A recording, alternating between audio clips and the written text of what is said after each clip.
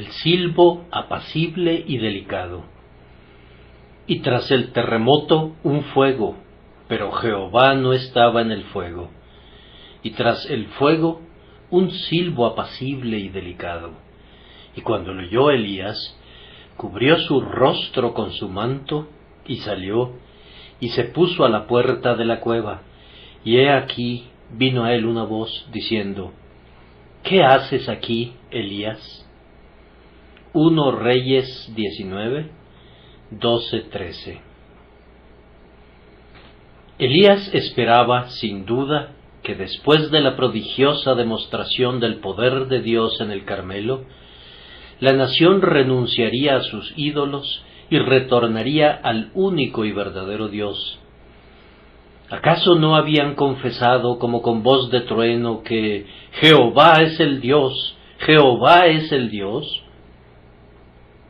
El profeta confiaba que tal vez el corazón de Acab pudiera ser tocado, y posiblemente, por medio suyo, que el corazón de Jezabel lo fuera también. Si ella no se convertía, al menos la manifiesta intervención de Jehová pudiera impedir que su mano desencadenara una futura persecución. El profeta esperaba que por la influencia así ejercida sobre el rey y la reina, la tierra entera proclamaría con prontitud su lealtad a Jehová. Entonces su adusto corazón se alegraría delante del Señor. Cuando descubrió que no era así, su ánimo decayó. Probablemente el mensaje enviado por Jezabel de que Elías moriría a la mañana siguiente no fue tan terrible para él como el descubrimiento que le acompañó, que su gran demostración contra Baal estaba condenada al fracaso.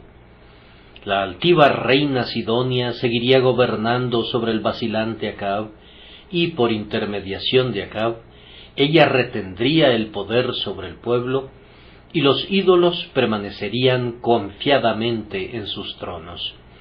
Ese pensamiento era como hiel y ajenjo para el profeta aborrecedor de los ídolos. Llegó a estar tan abatido que estaba a punto de renunciar al conflicto y de abandonar el campo de batalla. No puede soportar vivir en la tierra donde la gente está tan ciegamente obsesionada en honrar a Baal y en deshonrar a Jehová. Resuelve irse de inmediato. ¿Pero a dónde ha de ir? Recorre la tierra a toda prisa, vuela al desierto y no descansa hasta llegar a un paraje solitario donde el pie del hombre no ha machucado el pasto. Pero ¿a dónde se ha de encaminar presuroso? Él, el gran vindicador de la ley, piensa en el lugar donde una vez estuvo el gran legislador y se apresura a ir a Horeb, el monte de Dios. Se aloja en una cueva, tal vez en la propia hendidura de la peña donde antaño Dios había ocultado a su siervo Moisés, mientras hacía pasar toda su gloria delante de él. Pero qué repliegue delante de un enemigo derrotado. ¿Dónde está ahora el intrépido ánimo que enfrentó a todo Israel 1 contra miles? ¿Cómo han caído los valientes? ¿Es este mi señor Elías agazapado en una caverna? ¿Es acaso este el varón que parecía entrar de un salto en la historia de Israel, cual león rugiendo sobre su presa? ¿Es este Elías tisbita que hizo bajar de los cielos fuego y agua? Sí, lo es. Se ha vuelto pusilánime y está hastiado, y por eso ha abandonado el servicio de su Señor. Es bueno que los que siempre somos débiles veamos muy claramente que los fuertes solo son fuertes porque Dios los hace así. Su ocasional debilidad demuestra que, por naturaleza, son tan débiles como nosotros. Es sólo por la fuerza divina que se vuelven valientes, y esa fuerza está lista a ceñirnos a nosotros también para el conflicto. Eso nos consuela, aunque no por ello excusamos nuestra propia debilidad.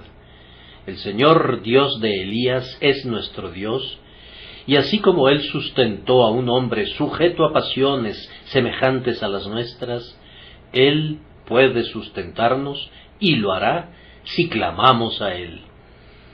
Observen con mucho cuidado y con mucho placer cómo trató Dios con su siervo alicaído.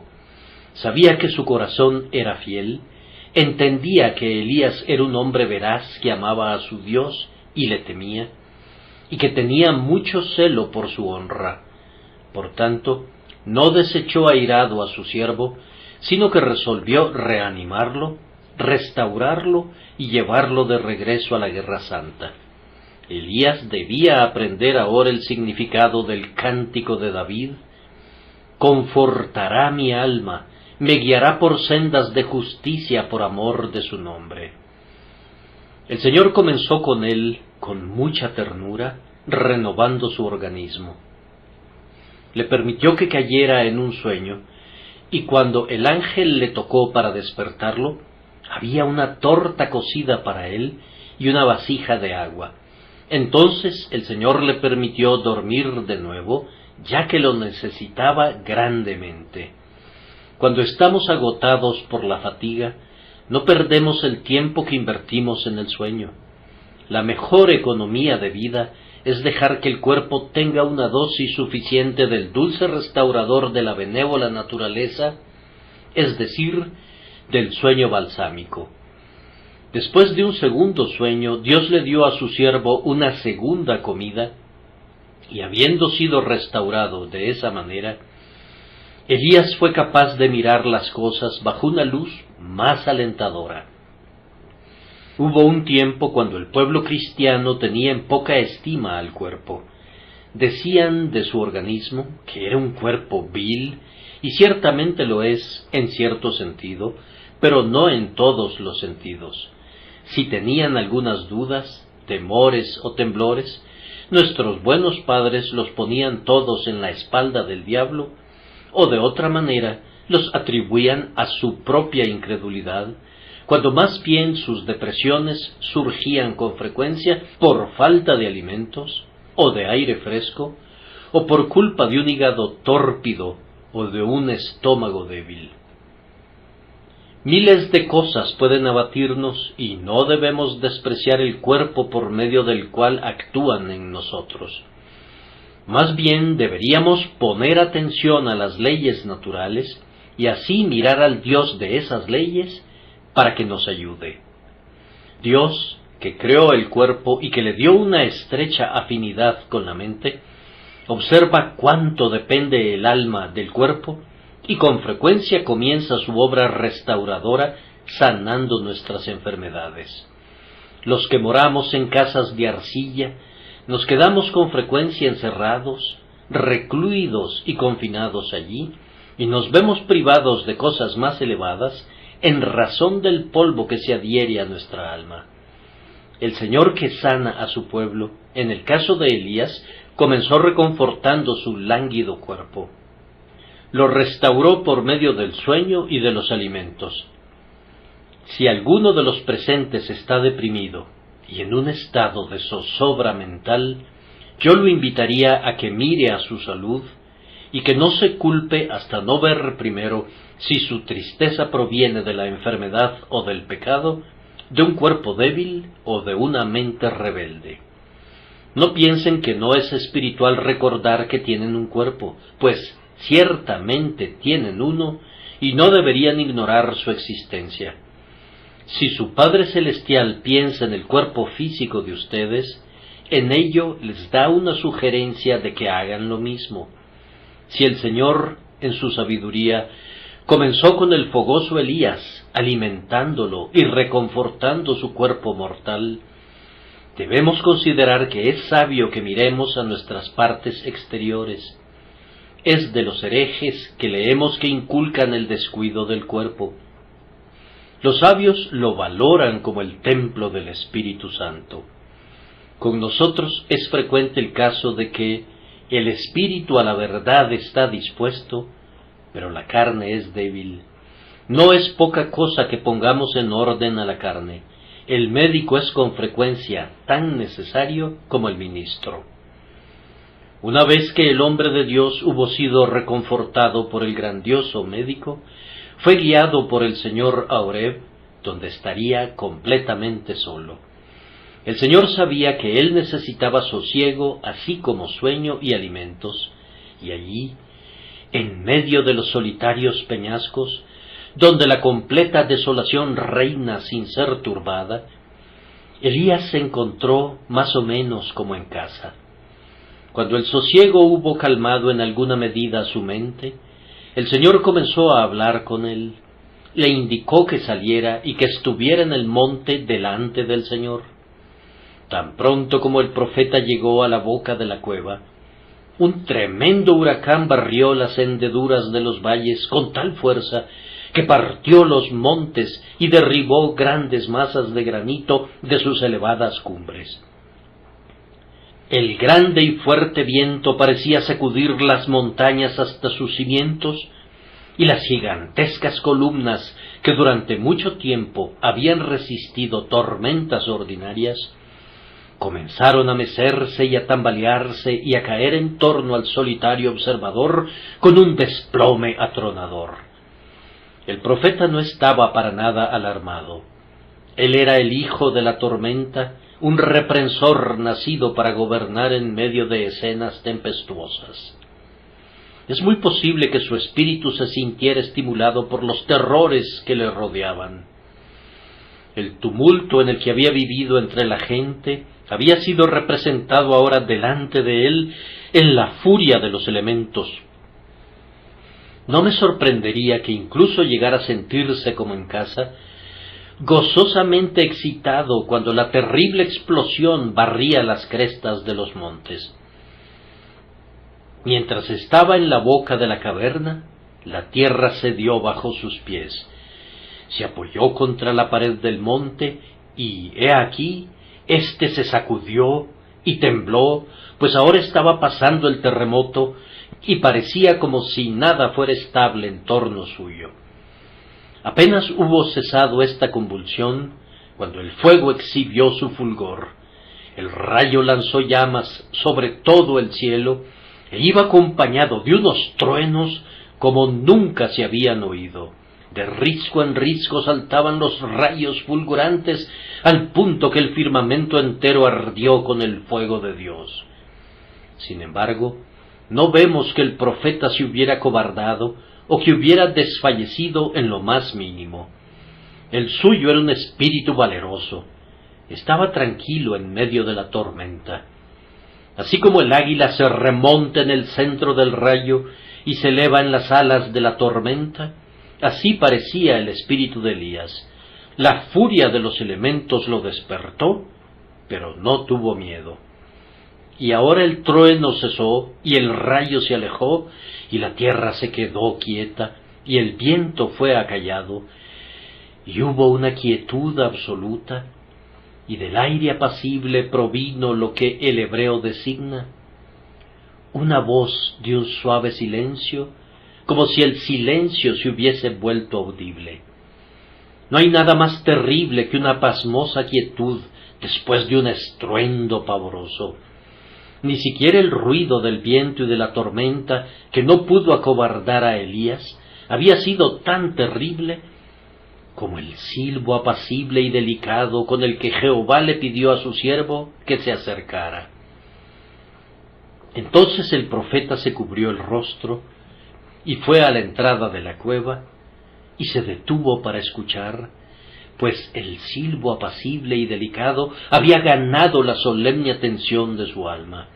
Le provocó lo que todo el resto de cosas no había logrado, y fue por esta razón que el Señor no estaba en el viento, ni en el terremoto, ni en el fuego, pero sí estaba en el silbo apacible y delicado, y Elías lo sabía, y estaba pasmado, y se preparó para oír lo que Dios el Señor le diría. ¿Cuál es la lección de esto? Que Dios el Espíritu Santo nos ayude esta mañana a aprenderla y a enseñarla. Primero, les pido que pongan atención a la agencia elegida. Noten de entrada lo que no fue. No fue lo terrible, no fue lo tremendo, no fue lo sobrecogedor, sino más bien lo contrario de todo eso. No fue una grandiosa demostración de poder, pues Dios no estuvo en ninguno de esos grandes fenómenos que Elías vio y oyó. Lo que ganó el valeroso corazón de Elías no fue el torbellino, no fue el terremoto, no fue el fuego, sino que fue el silbo apacible y delicado. Lo que gana eficazmente los corazones de los hombres para Dios y para su Cristo no es un extraordinario despliegue de poder. Los hombres pueden ser orillados a temblar cuando Dios envía pestilencia y hambruna y fuego y otros terribles juicios suyos. Pero estas cosas terminan endureciendo usualmente los corazones de los hombres y no los ganan. Vean lo que Dios le hizo a Faraón y a su tierra. Ciertamente esas plagas fueron tupidas y pesadas. No se había visto nada semejante antes, y sin embargo, ¿cuál fue el resultado? Pero Jehová endureció el corazón de Faraón. Así sucede usualmente. Estas cosas son lo suficientemente buenas como introducciones al Evangelio divino que conquista apaciblemente el corazón, pero por sí solas no afectan al alma. La ley y los terrores no hacen sino endurecer todo el tiempo que trabajan solos. Es un sentido del perdón comprado con sangre el que disuelve un corazón de piedra. El silbo apacible y delicado tiene éxito allí donde tremendas cosas en justicia no sirven de nada. No me sorprende que Elías esperara que los terribles juicios prevalecerían con sus paisanos.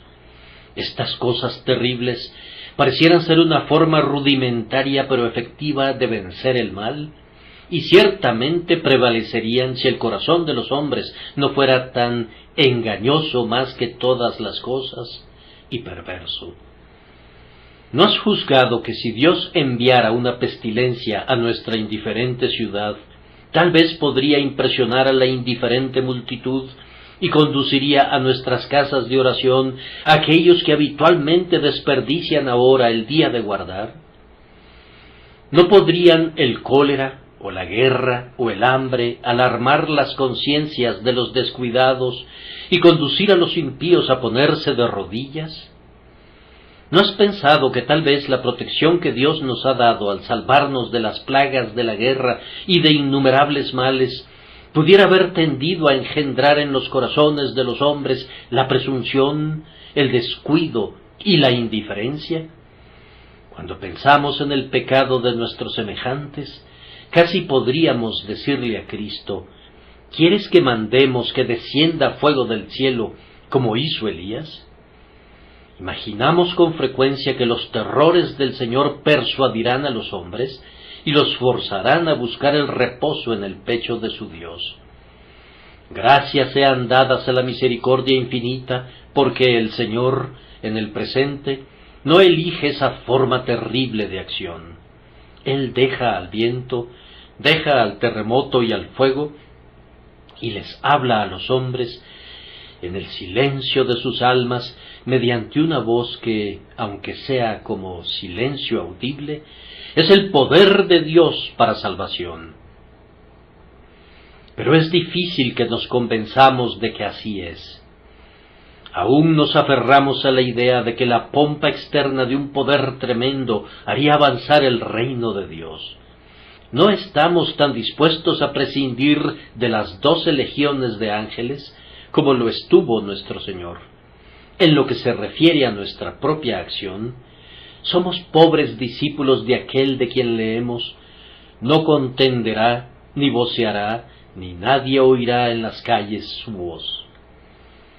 En nuestras prácticas religiosas somos demasiado propensos a confiar en la fuerza y energía carnales. Si podemos hacer ruido y crear excitación, conmoción y agitación, entonces tenemos esperanzas. Somos demasiado propensos a identificar con el poder de Dios la agitación de las masas motivada por excitaciones recientemente inventadas.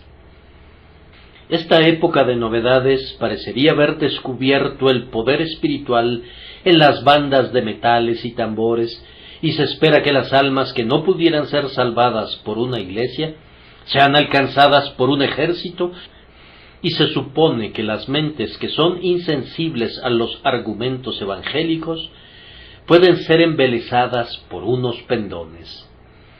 La sencilla enseñanza apostólica está en rebaja, y se nos invita a experimentar métodos más sensacionales. La tendencia de este tiempo es hacia lo grande, hacia lo espectacular y hacia el show de poder, como si esas cosas pudieran lograr lo que agencias más regulares no han podido alcanzar. Pero no es así, o de lo contrario, tanto los hombres como Dios habrían cambiado grandemente. La misma tendencia aparece en este comentario demasiado común. Al menos hemos de contar con un predicador elocuente.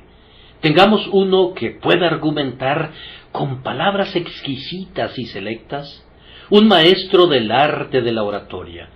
Ciertamente en esto podemos confiar y apoyarnos en una argumentación animosa y en un intenso y elocuente discurso. Sin embargo, quizá Dios no elija esta forma de poder, pues no aceptará que nuestra fe se base en sabiduría de palabras, sino que quiere que aprendamos esta lección, no con ejército, ni con fuerza, sino con mi espíritu, ha dicho Jehová de los ejércitos. Las frases del orador se suceden retumbando una tras otra. ¡Cuán tremendo pasaje! Los oyentes seguramente han de estar impresionados. Viento, y el Señor no está en él. Y ahora todo parece temblar, mientras, como un segundo Juan el Bautista, el ministro proclama infortunio y terror y pronuncia la maldición de Dios sobre una generación de víboras. ¿No quebrantará esto los duros corazones? No, no se logra nada. Es un terremoto, pero el Señor no está en el terremoto. Hay todavía otra forma de fuerza. Aquí viene uno que argumenta con vehemencia, lleno de ardor, lanza destellos y despide llamas. Miren el brillo de sus sensacionales metáforas y anécdotas. Sí, hay fuego. ¿No podríamos decir que son fuegos artificiales? Y con todo, el Señor no obra por medio de ese fuego. El Señor no está en el fuego. El Señor no usa la furiosa energía de un fanatismo desbocado. Él puede emplear grandes y terribles cosas como introducción a su obra de salvar almas, pero sólo son actividades preliminares. La obra misma se lleva a cabo en el secreto silencio del corazón. Como fueron en el caso de Elías, así son estas cosas en los casos de otros. Sobresaltan y despiertan, pero no pueden convencer y convertir. Lo que ha de vivificar, iluminar, santificar y bendecir es realmente el silbo apacible y delicado del quieto silencio. Las palabras suenan como una paradoja, pero el sentido es claro para quien conoce la verdad por experiencia. La voz que no se oye en el exterior es omnipotente en el interior. Hemos mostrado suficientemente el lado negativo del asunto. La obra de Dios no se apoya en el poder de la criatura. Entonces, ¿qué usa Dios para tocar el corazón?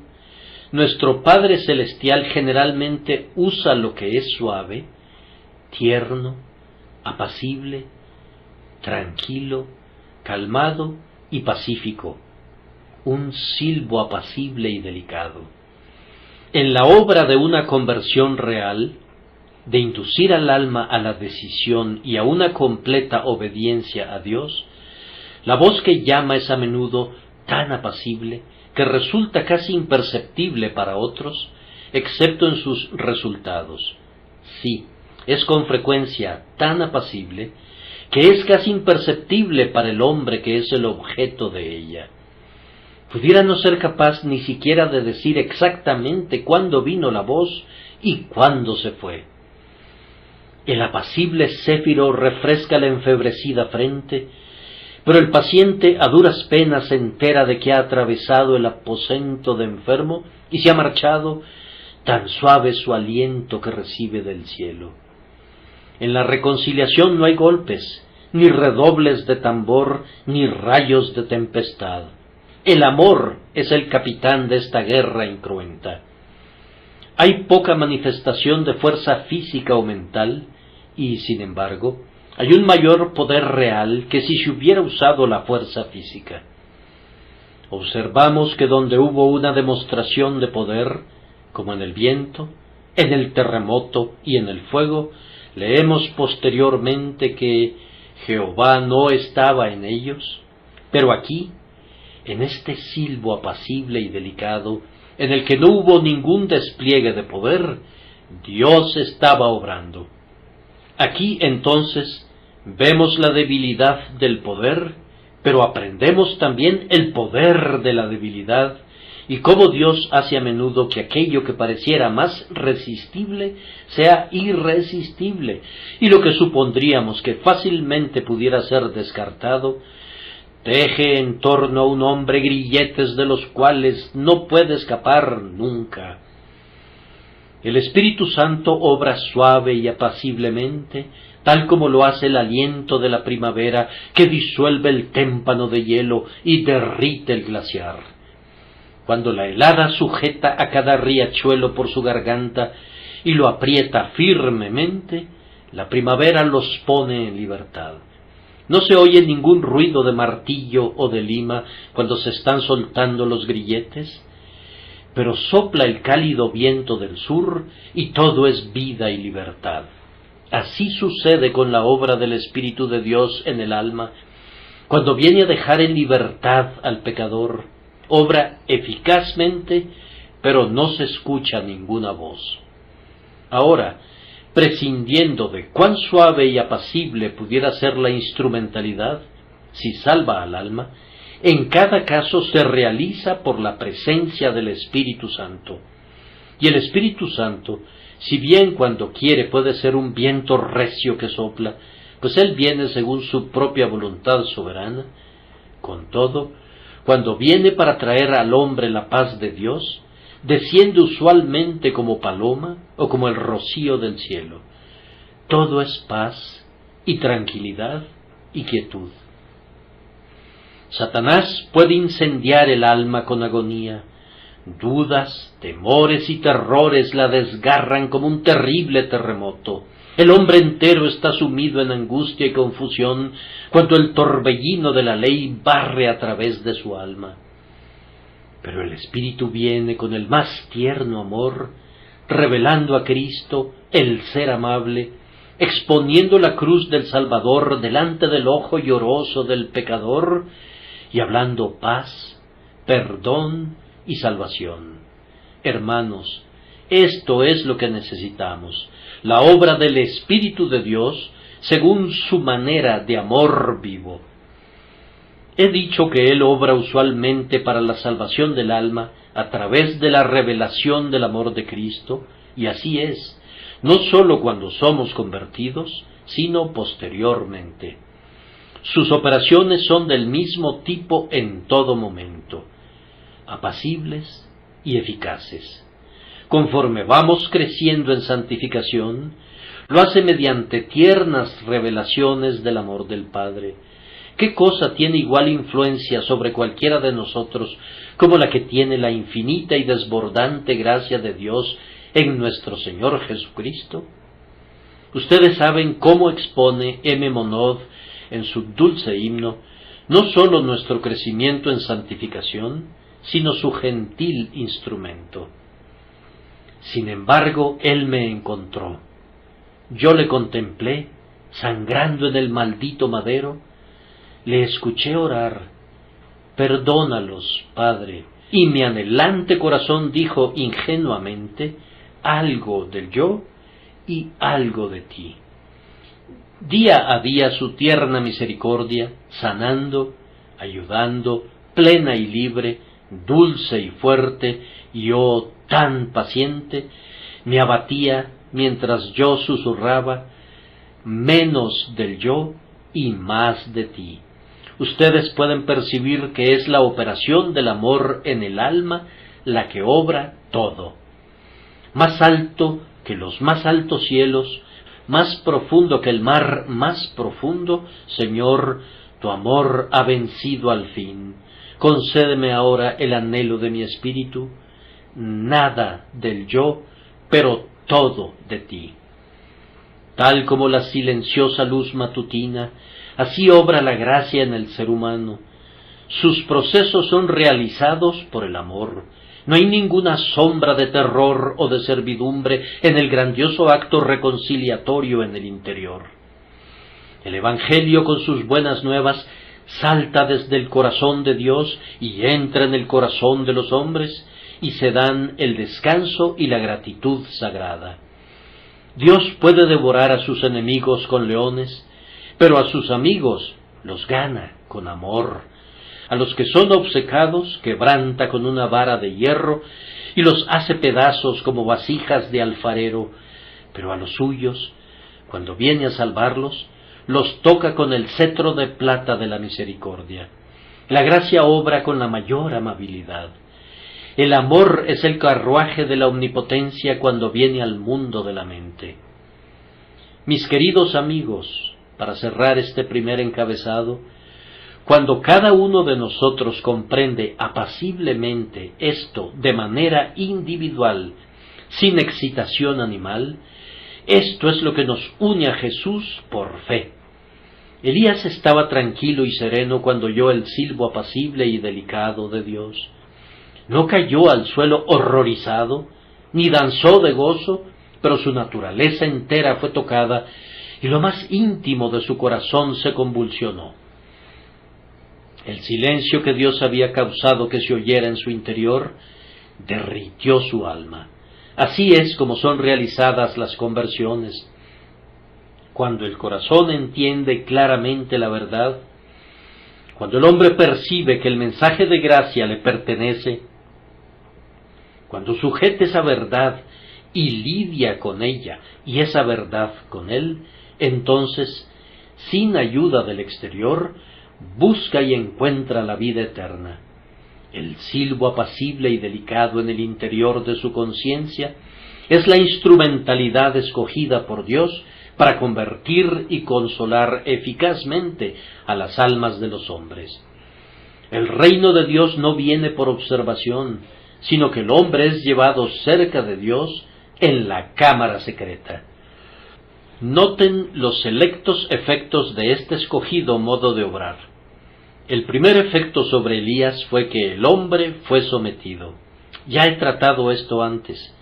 Aquel que podía confrontar al viento rugiente, aquel que no estuvo aterrorizado por el rayo, ni fue llevado a temblar por el terremoto, en el instante en que estuvo en esa quietud y oyó la suave voz, cubrió su rostro con su manto de piel de oveja y salió de la cueva como un hijo obediente al llamado de su Padre Celestial.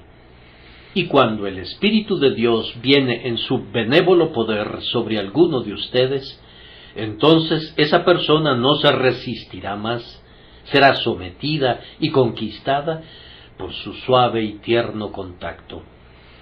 Lo primero que hizo Elías, dije, fue cubrir su rostro con su manto, imitando en eso a los ángeles que no pueden estar descubiertos en esa temible presencia.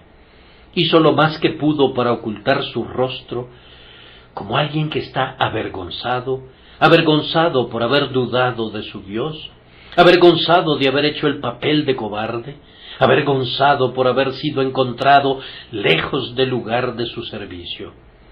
Cuando el Espíritu Santo trata con hombres y mujeres, este es uno de los efectos iniciales en sus mentes, que la vergüenza y la humillación cubren sus rostros.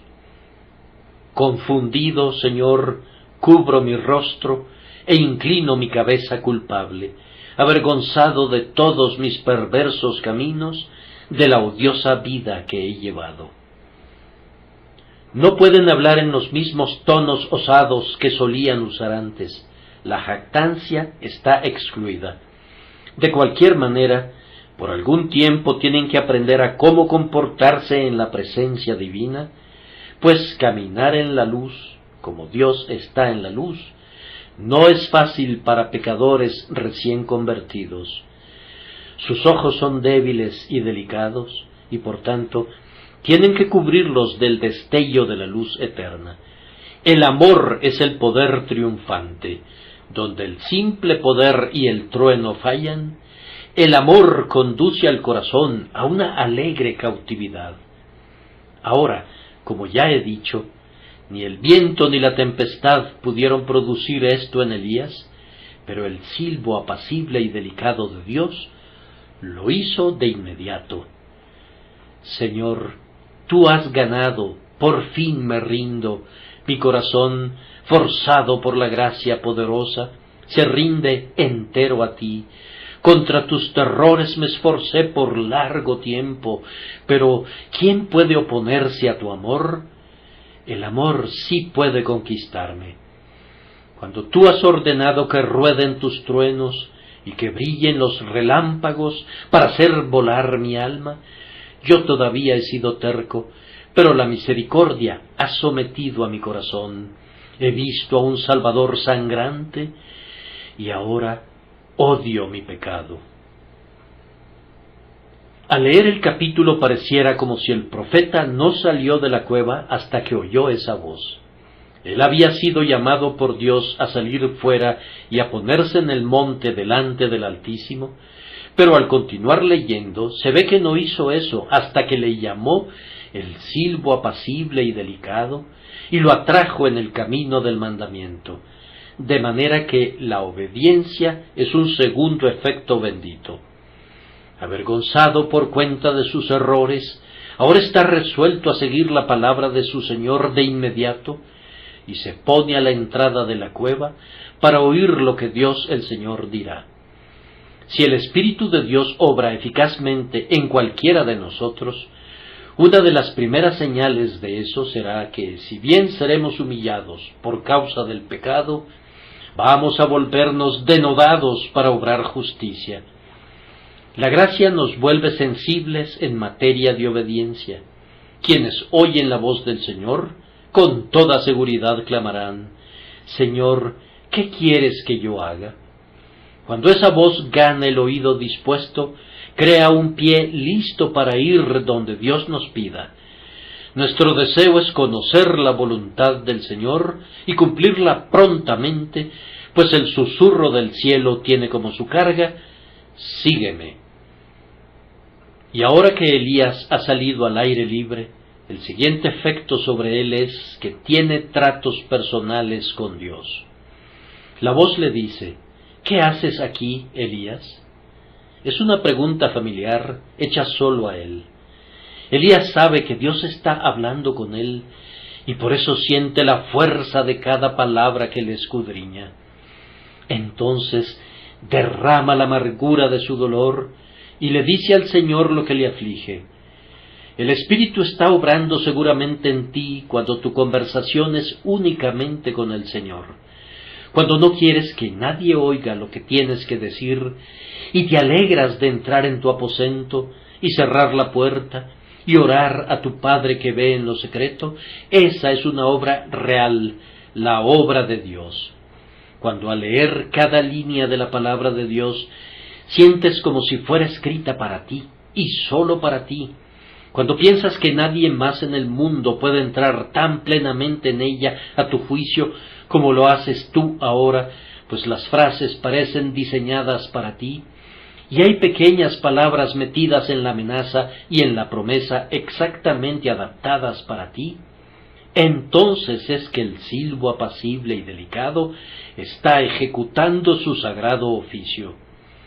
Este es un punto importante, este contacto del alma con Dios, este derribamiento de las barreras de cosas visibles y este encierro con Dios, el invisible. Oh, es una visión que los ángeles se deleitan en contemplar cuando un hombre se postra delante del Altísimo y escucha la voz de su grandioso Padre, y luego le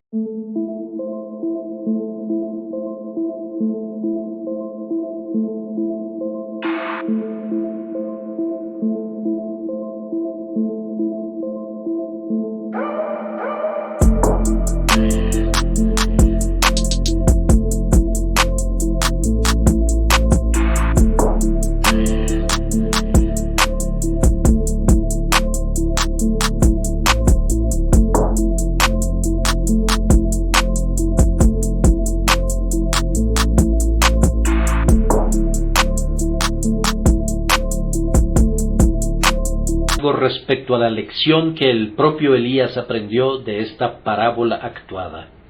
El propio Elías había enseñado a la gente mediante acciones más bien que mediante palabras, y ahora él mismo es instruido de manera similar.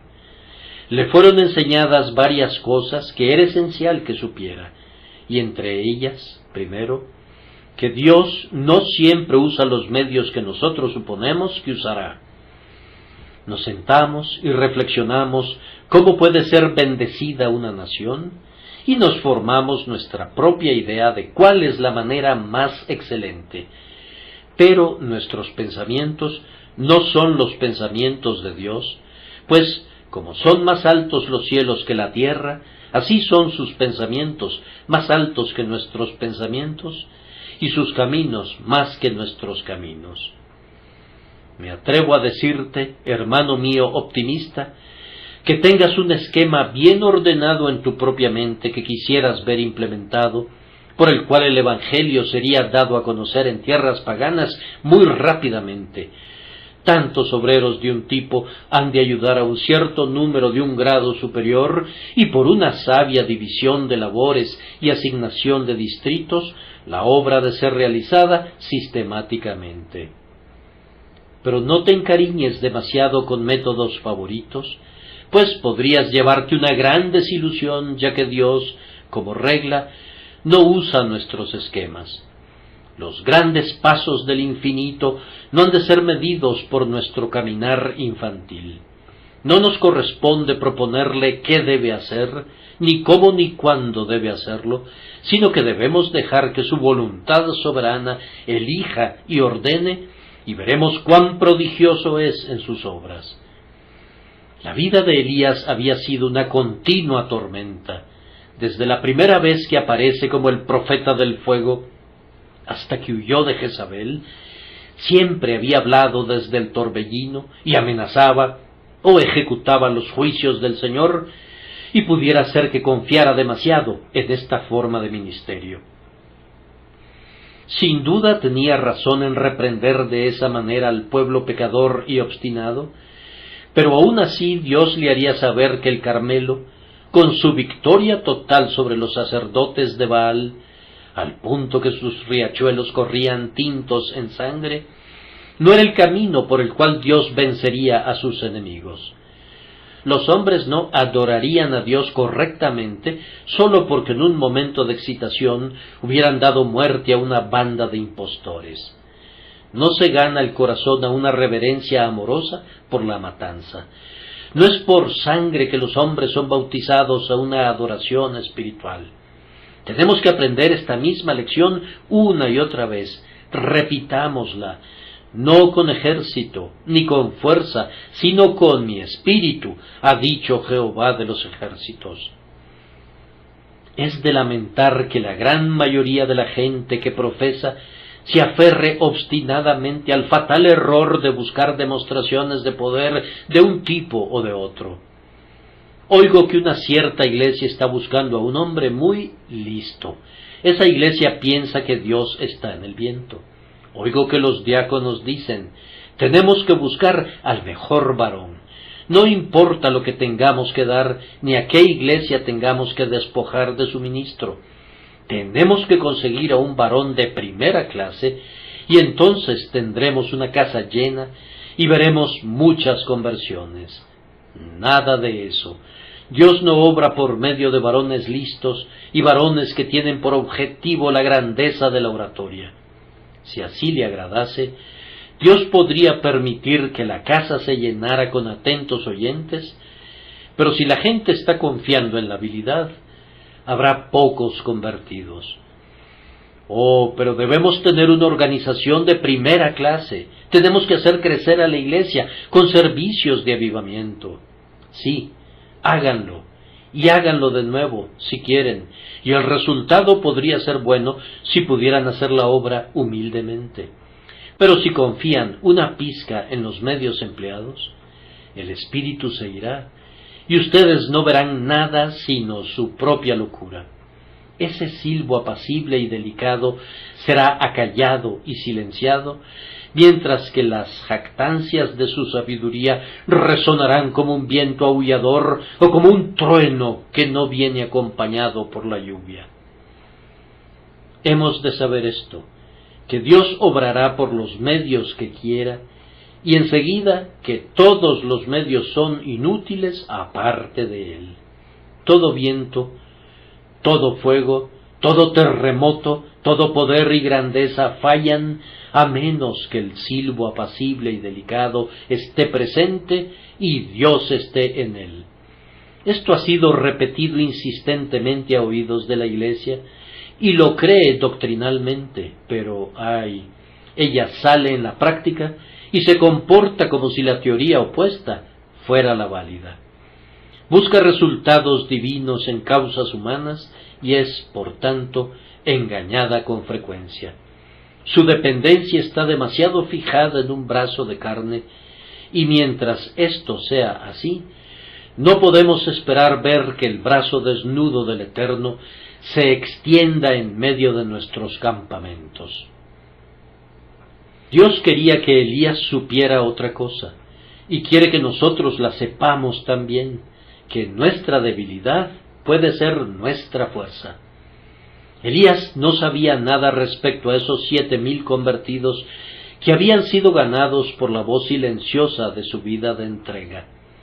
Puesto que el éxito del Carmelo se derritió como la bruma de la mañana, él pensó que su carrera había sido un fracaso en todo momento y que no había llevado a nadie a reverenciar a Jehová. Pero Elías estaba leyendo con los ojos de la incredulidad, y era su imaginación la que lo estaba conduciendo, en vez de los hechos del caso.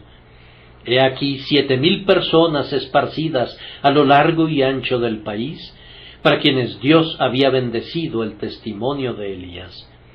Si no había bendecido sus grandes cosas como él había deseado, con todo, sus pequeñas cosas habían prosperado grandemente. Fue la conducta cotidiana de Elías, más bien que sus milagros, la que había impresionado a esos 7,000 y los había conducido a sostener con firmeza su integridad. El Señor quiere que sepamos que obra más bien por medio de nuestra debilidad que por medio de nuestra fuerza, y con frecuencia hace un mayor uso de nosotros, cuando a nuestro juicio no hemos exhibido nada salvo nuestra debilidad.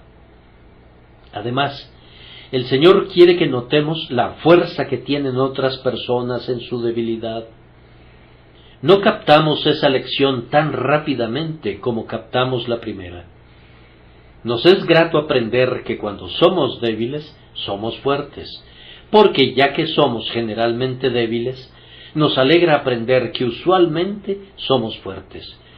Pero no hablamos así de otros que pudieran ser en algunos sentidos nuestros inferiores. Si vemos a un varón un poquito más vigoroso de lo usual, preguntamos con petulancia: Señor, ¿y qué de éste? Si alguna santa mujer prorrumpe con un suplicante testimonio, decimos: sería mejor que se callara, nada saldrá de su plática. Alguien realiza una obra por allá, pero nosotros no aprobamos sus métodos y por tanto clamamos: insensatez. Ah, pero hermano, tienes que aprender de la fortaleza de otras personas débiles, así como de la tuya. Tú sabes que hay otros tan débiles como tú. Te alegra mucho descubrirlo, y vas y lo cuentas. Pero hay también otros tan fuertes como tú, a quienes Dios hace fuertes porque son débiles y trata con ellos, en su tierna misericordia, tal como lo hace contigo. Oh, que aprendieras esto, y entonces verías que no solo hay 1 o 2 obreros fieles, sino miles que son en la tierra fieles a su Señor y valientes por la verdad. El Señor tiene todavía un remanente que le sirve tan fielmente como tú lo haces. No ha doblado su rodilla a Baal, ni ha besado a los becerros, sino que está erguido en su testimonio para Dios. Cree esto y sé feliz, pues Dios quiere que lo creas. Él no siempre está con nuestros poderosos predicadores, con nuestros instruidos canónigos, con nuestros reverendos obispos, con nuestros grandes generales y todo eso, pero pudiera estar con ese pobre hermano joven que se para en las esquinas de las calles y habla con frases entrecortadas, y con esa amada hermana que se encarga de 1 o 2 docenas de niñas y les enseña el amor del Salvador. Ustedes se preguntan qué es lo que posiblemente pudieran enseñar esas personas, y sin embargo, el Señor está apacible y eficazmente hablando por sus suaves voces. Nosotros somos críticos maravillosos, estamos disponibles y con ganas de hacer pedazos a los siervos de Dios. Pero la misericordia es que el Señor se venga dulcemente de nosotros por causa de ellos, dándoles una mayor bendición para que hagamos a un lado nuestro juicio y para que podamos entender que Él habla aún por medio de quien quiere y usa al que Él elige, y que esta verdad es segura por siempre, no con ejército, ni con fuerza, sino con mi espíritu, ha dicho Jehová de los ejércitos. El silbo apacible y delicado del cristiano humilde y solitario pudiera contener mayor poder que todos los truenos y rayos del mayor orador que haya argumentado jamás por Cristo. Por último, escuchemos esta mañana, que el acto de escuchar sea puesto en práctica de inmediato, muy reverentemente. Si somos demasiados para hacerlo aquí, vayamos a casa, a nuestras propias habitaciones, y escuchemos allí. Me dirijo especialmente a los que no conocen al Señor. Ustedes no pueden hacer que se oiga el silbo apacible y delicado, pero a menudo, haciendo silencio y quedándose quietos, ustedes pueden oír ese llamado de tierno amor. ¿Qué les dice a ustedes, personas inconversas? ¿No les habla sus conciencias diciéndoles cómo es que han vivido tanto tiempo en la luz y sin embargo no la han visto nunca? ¿Cómo es que han morado tanto tiempo en la atmósfera del amor y sin embargo nunca lo han sentido? ¿Cómo es que Jesucristo les ha sido predicado y ustedes saben que Él es el único Salvador y sin embargo lo han rechazado? Los años van pasando, sus cabellos se están tornando grises, han esperado siempre y han resuelto a medias que tiene que haber un momento de cambio para ustedes y sin embargo son simplemente los mismos. No voy a hablar por tu conciencia, pero sí le pido a tu conciencia que te pregunte, ¿por qué tratas tan mal a tu mejor amigo? ¿Por qué menosprecias su sangrante amor? ¿Por qué lo postergas por cualquier nimiedad y siempre estás diciendo, ahora vete, pero cuando tenga oportunidad te llamaré? Cuando la conciencia haya terminado de hablar, entonces deja que hable Jesús. ¿Y qué te dirá? Yo te he amado y me entregué por ti. ¿Por qué me desprecias? Yo he venido a ti y te he hablado con acentos de amor y te he pedido que confíes en mí y he dicho que no te echaré fuera si vinieras a mí. ¿Por qué no vienes y confías? Deja que se escuche esa suave voz, la voz del bebé de Belén, la voz del cordero moribundo en el Calvario. Deja que argumente contigo, ven a mí y yo te daré descanso. Escucha su voz, por favor, deja que otros sonidos se apaguen para que puedas oírla. Quédate quieto en casa e inclina tu oído, escuchando diligentemente la voz de la misericordia del sangrante Hijo de Dios. Luego deja que hable el grandioso Padre y te diga: ven a mí, hijo mío, tú te has descarriado, pero yo sigo estando dispuesto a recibirte.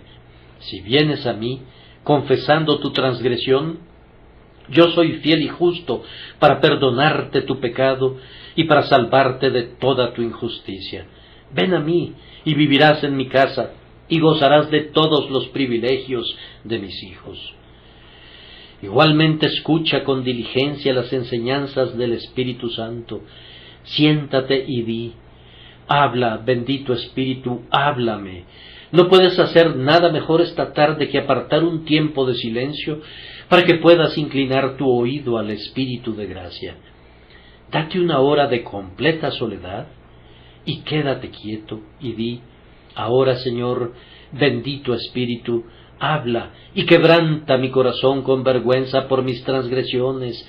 Habla entonces para sanar mi corazón creyendo en Jesús. Háblame mientras yo te espero. Oh, cuántos recibirían una bendición si hicieran eso. Finalmente, permítanme que con los acentos más tiernos haga a cada inconverso la pregunta que Jehová hizo a Elías. ¿Qué haces aquí, Elías? ¿Qué te trajo aquí esta mañana?